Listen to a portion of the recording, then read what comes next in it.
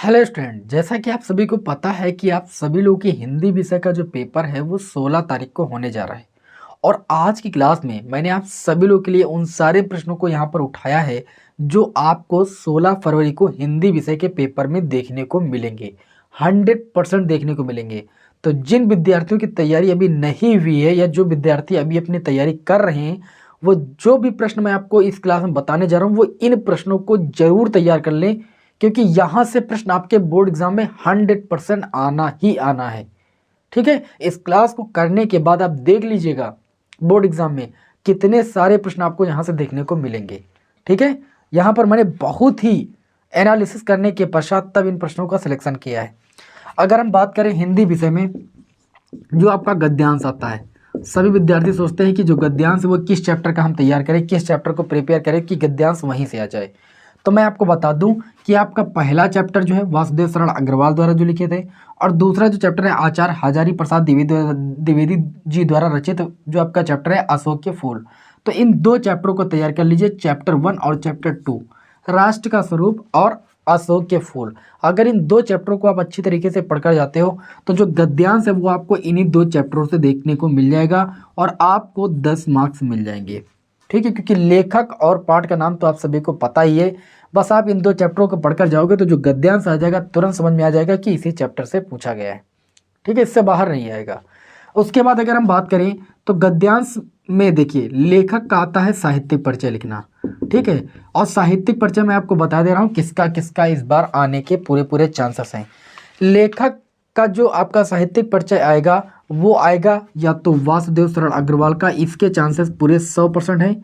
वासुदेव शरण अग्रवाल, इनका जो है आप साहित्यिक परिचय देखिए, मैंने प्लेलिस्ट आपके लिए क्रिएट कर दी है, आप देख लीजिए, उसमें सारे प्रश्न मिल जाएंगे। वासुदेव शरण अग्रवाल और आचार्य हजारी प्रसाद द्विवेदी, इन दोनों लोगों का आप क्या कर लीजिए साहित्यिक परिचय और इनकी कृतियों को आप तैयार कर लीजिए। मैंने तो कृतियों को ट्रिक के माध्यम से बताया है, अगर आपको तैयार करना तो जरूर प्लेलिस्ट को देखिएगा, सारी क्लासें आपको मिल जाएंगी। ये 5 मार्क्स 100%, इससे बाहर नहीं आएगा प्रश्न, चाहे देख लीजिएगा। उसके बाद तीसरा प्रश्न अगर हम बात करें तो जो पद्यांश आता है 10 नंबर का, 10 नंबर का पद्यांश आता है। अब पद्यांश के लिए आप सभी लोग सोच रहे हो कौन कौन से चैप्टर हम प्रिपेयर कर ले, रिवीजन जरूर कर लीजिएगा। पहला चैप्टर आप पवन दूतिका को अच्छे तरीके से पढ़ लीजिए। ठीक है, पवन दूतिका। दूसरा चैप्टर कैकेयी का अनुताप, कैकेयी का अनुताप, ये चैप्टर आप अच्छे तरीके से पढ़ लीजिए, यहाँ से आपको देखने को मिल सकता है। कैकेयी के अनुताप के बाद अगर हम यहाँ पर बात करें तो अगला जो चैप्टर है वो आपका है श्रद्धा मनु। श्रद्धा मनु एक चैप्टर, ये एक बार देख लीजिए आप। और उसके बाद मैंने आहूत बनकर देखा, मैंने आहूत बनकर देखा। आपको हम बता दें, मैं बता दूं आप सभी लोगों को, पद्यांश इन चारों चैप्टर से बाहर नहीं जाएगा और सबसे ज़्यादा चांसेस देखिए इसमें मैंने बताया कि ये तो आने आना 100%। और गद्यांश की बात करें तो दोनों चैप्टरों में से किसी से आ सकता है, आ जाएगा। और अगर पद्यांश की बात करें तो पद्यांश आने के पूरे चांसेस है पवन दूतिका से। ठीक, और दूसरा आपका आ जाएगा मैंने आहुति बनकर देखा। आप देख लीजिए जाकर, जो आपको 16 फरवरी को पेपर मिलने वाला है उसमें ये दोनों चैप्टर से ही पद्यांश देखने को मिलेगा, ये मेरा मानना है। ठीक है, मेरा सोचना है। अब आगे बात करें यहाँ पर तो जो कवि आते हैं चौथे नंबर पर, तो यहाँ से आपके 10 मार्क्स आपके कंप्लीट हो जाएंगे। चौथे के क्वेश्चन की बात करें तो चौथा क्वेश्चन आप तैयार कर लीजिएगा, कवियों में साहित्यिक परिचय। कवियों में साहित्यिक परिचय मैं जिसको बताने जा रहा हूँ इनका साहित्यिक परिचय तैयार कर लीजिए, आपको 100% यहीं से देखने को मिलेगा। पहला साहित्यिक परिचय आप तैयार कर लीजिएगा महादेवी वर्मा का, महादेवी वर्मा का 100% इसके पूरे चांसेस इस बार आने के। उसके बाद रामधारी सिंह दिनकर, रामधारी सिंह दिनकर। ठीक, और उसके बाद अगर बात करें सुमित्रा नंदन पंत, सुमित्रा नंदन पंत। अगर आप इन 3 कवियों का जो है साहित्यिक परिचय और इनकी कृतियां तैयार कर लेते हो, पूरे चांसेस हैं महादेवी वर्मा के आने के, पूरे चांसेस। दूसरा आपका आ जाएगा सुमित्रा नंदन पंत, ये दोनों आ तो जाएगा। रामधारी सिंह दिनकर, आपको तैयार तीनों करना है। मैं बता रहा हूँ ज़्यादा किसके चांसेस हैं, तो ज़्यादा चांसेस इसके हैं और इसके हैं, और तैयार आप तीनों करके जाइए। यहाँ से इससे बाहर आपका कोई भी कवि का साहित्यिक परिचय नहीं पूछा जाएगा तो नहीं पूछा जाएगा। लास्ट समय में आप इतना जरूर तैयार कर लीजिए। फिर 5वें प्रश्न की बात करें तो ये आपको 5 मार्क्स दिलाएगा, नंबर जोड़ते रहिएगा। 100% अगर ना फंसे क्वेश्चन तो बताइएगा। उसके बाद बात करें यहाँ पर जो आपका आएगा अगला क्वेश्चन, वो आएगा पंचलाइट या बहादुर कहानी, इसके अलावा कुछ नहीं आएगा। पिछली बार ध्रुव यात्रा आया, बहादुर आया था, इस बार 100% मैं बता रहा हूँ पंचलाइट को आप तैयार कर डालिए और प्लस आप बहादुर का कथानक सारांश आप तैयार कर डालिए। उसमें जो प्रमुख नायक है इनको जो आप देख लीजिए अच्छे तरीके, इससे बाहर कुछ नहीं आएगा, ठीक। और ये 5 मार्क्स आपको दिला के रहेगा। उसके बाद 6वें की बात करें, स्वपठित खंड काव्य जो भी तुम्हारे में है उसको आप तैयार कर लीजिए, 5 मार्क्स आपके कहीं नहीं जाने वाले, ठीक। ये तो फ्री के मार्क्स हैं। उसके बाद यहाँ पर बात करें क्वेश्चन नंबर 7 की, ध्यान से देखिएगा। क्वेश्चन नंबर 7 की अगर बात करें तो आपको से पूछा जाता है संस्कृत गद्यांश, और सारे विद्यार्थी यही सोचते हैं कि हम संस्कृत गद्यांश में किस चैप्टर पर सबसे ज़्यादा फोकस करें कि हमको संस्कृत का गद्यांश वहीं से देखने को मिल जाए। तो मैं आपको बता दूं, पिछले साल का मैंने पेपर देखा, इसके पिछले साल का मैंने पेपर देखा, संस्कृत का गद्यांश आने के पूरे चांसेस हैं। आत्मज्ञा एवं सर्वज्ञा जो आपका पहला चैप्टर है, आत्मज्ञा एवं सर्वज्ञा, इस चैप्टर को आप अच्छे तरीके से देख लीजिए, ठीक। यहाँ से पूरे चांसेस है इस बार आने की, आत्मज्ञा एवं सर्वज्ञा। उसके बाद बात करें यहाँ पर जो दूसरा चैप्टर है संस्कृत भाषायाम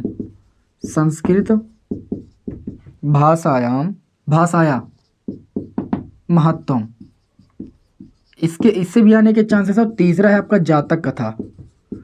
आप अगर इन 2 चैप्टरों पर कायदे से फोकस कर डालिए, संस्कृत भाषा महत्तम आता है तो आप कर ही ले जाओगे, लेकिन आत्मज्ञा सर्वज्ञा और जातक कथा यहाँ से आने के प्रबल चांसेस हैं। इस बार गद्यांश में प्रश्न आएगा तो इन्हीं 2 चैप्टरों से ज़्यादातर चांसेस इसी के बनते हैं। उसके बाद बात करें यहाँ पर संस्कृत में आता है पद्यांश, ठीक। गद्यांश आता है 7 मार्क्स का, पद्यांश आता है 7 मार्क्स का। पद्यांश की मैं गारंटी लेता हूँ कि सुभाषित रत्नानी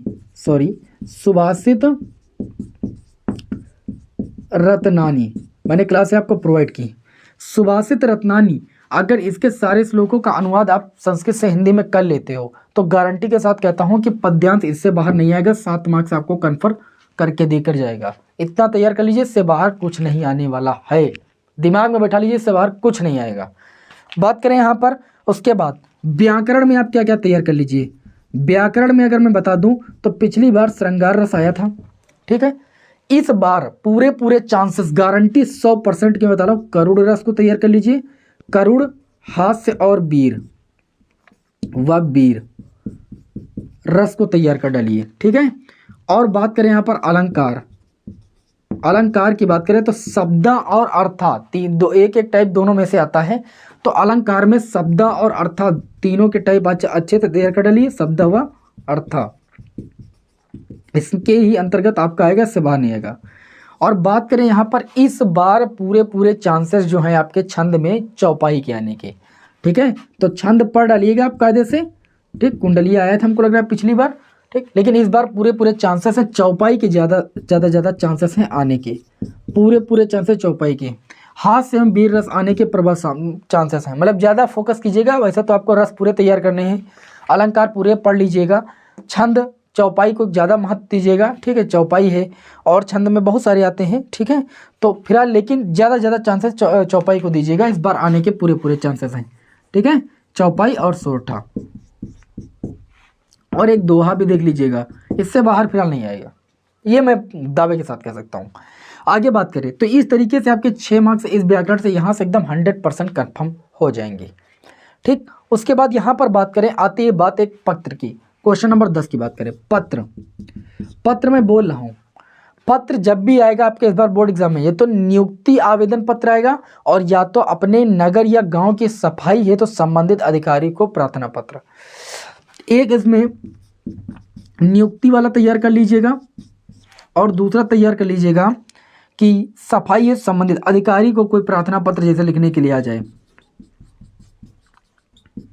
देखिए मैटर आपको अपने पास से बनाना पड़ता है, तो आप बस केवल 2 टाइप देख लीजिए कि इस 2 टाइप के जो पत्र हैं वो लिखे कैसे जाते हैं, एक नियुक्ति वाला और एक अधिकारी वाला, इससे बाहर नहीं आएगा, 100% इससे बाहर नहीं आएगा।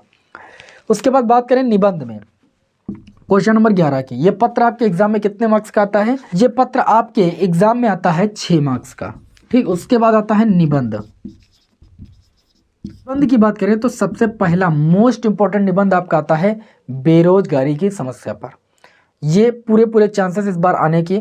और दूसरा आप तैयार कर लीजिएगा मेरे प्रिय कवि। इस बार बेरोजगारी की समस्या, मेरे प्रिय कवि और साथ ही में वन संपदा, इन 3 निबंधों पर आप सबसे ज़्यादा फोकस डालिएगा। ठीक है, तैयार करने में बेरोजगारी की समस्या, वन संपदा और ये मेरे प्रिय कवि, इसमें से पूरे पूरे चांसेस हैं एक निबंध के आने की। ठीक है ना। तो इस तरीके से अगर आप इतने टॉपिक अच्छी तरीके से एक दिन पहले पढ़ के चले जाते हो, मैं गारंटी के साथ कहता हूँ इससे बाहर पेपर देखने को आपको नहीं मिलने वाला है। ठीक है ना। और उम्मीद करता हूँ कि आप सभी लोगों को क्लास में मैंने जो भी क्वेश्चन बताए ये आप लोगों को लग रहे होंगे कि ऐसे ही क्वेश्चन एग्जाम में आएंगे। देख लीजिएगा 16 फरवरी को यहीं से प्रश्न देखने को मिलेगा। मैंने पूरा एनालिसिस करने के बाद इन प्रश्नों को बनाया है। ठीक है ना। और उम्मीद है कि आप सभी लोगों को मेरी क्लास पसंद आएगी। ठीक है ना। चलिए मिलते हैं आपको नेक्स्ट वीडियो में। जय हिंद, वंदे मातरम।